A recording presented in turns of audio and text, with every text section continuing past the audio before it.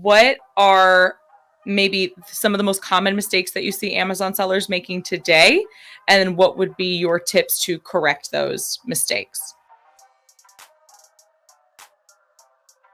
We kind of touched on it. Some of the big mistakes that I see people making is when they're launching a listing that they're starting it off on their target price, or maybe even higher than that. Like they don't even know what a target price should be, and they're just starting it off at as high as possible. But like in the beginning of a launch, there's a honeymoon period, and Amazon is looking at your listing, and if you're not showing them conversions, and it's probably the opposite, if you're at a very high price, and it's a new listing and you have low reviews or no reviews, you're probably showing them a very low conversion. It really hurts the listing. It does damage to the listing. And then also you can get bad reviews from that. So like that's one of the big things, is just starting off your price too high. You know, you want to start it off at an aggressive price, get good reviews, get good traction, and then you slowly start to inch up your price, still looking at the conversion rate, still looking at how's your organic rank doing on different keywords, and you got to find the sweet spot. And another thing that a lot of sellers do, like I just had a meeting with a seller an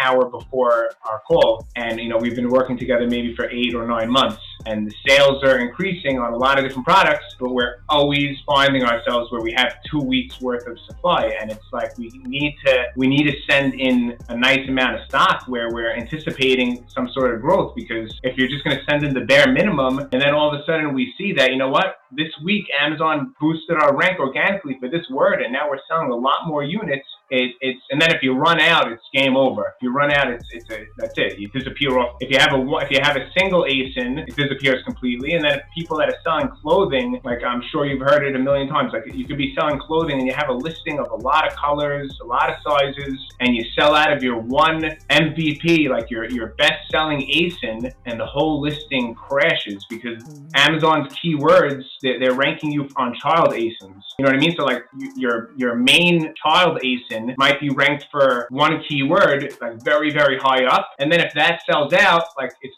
the next one, it might show, but you might be on the second page with the other ASIN for the same keyword. And you're killing the whole momentum. You're just killing the whole snowball effect. It's very real that the more that they see you doing, the more they're going to keep pushing it and pushing it. They want you to make sales. Amazon wants you to make sales. That's how they get paid.